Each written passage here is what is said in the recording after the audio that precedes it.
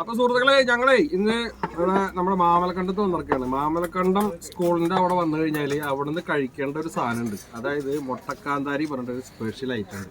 അത് ഇതാ നമ്മുടെ ഈ വല്യമ്മനും ഈ വല്യപ്പന്റെയും കടയിൽ നിന്ന് തന്നെ ഇത് കഴിക്കണം.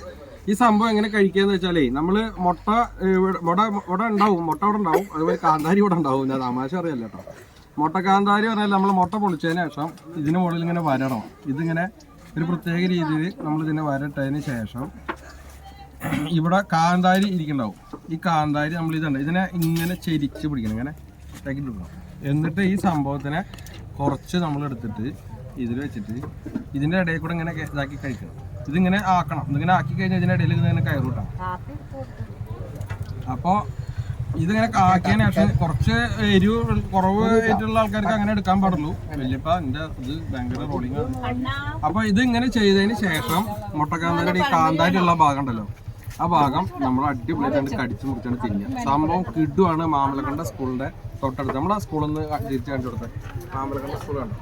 മാമലക്കണ്ട സ്കൂളിന്റെ ആ വൈബ്, ആ പാറ ഇതൊക്കെ കാണിച്ചു കൊടുത്തത്, ആ വെള്ളച്ചാട്ടം നിൽക്കുന്ന പാറയൊക്കെ കണ്ടോ? അങ്ങനത്തെ ഒരു ഏരിയയിൽ അതൊക്കെ നമ്മളെ ഫ്രണ്ട്സിനെ കാണിച്ചു കൊടുത്തു. കണ്ടോ, ഇവരാണ് നമ്മളുടെ ടീമാണ്. നമ്മളുടെ നാട്ടിൽ നിന്ന് ട്രിപ്പായിട്ട് വന്നിരിക്കുകയാണ്. അപ്പോൾ അവർക്ക് മുട്ടക്കാന്താരി കഴിക്കണം പറഞ്ഞിട്ട് പിടിച്ചു വലിച്ചിട്ട് ഇവിടെ കൊടുക്കുന്നതാണ്. അപ്പോൾ അടുത്ത ചെറിയൊരു വീഡിയോയിൽ കാണുന്നവരെ ബൈ.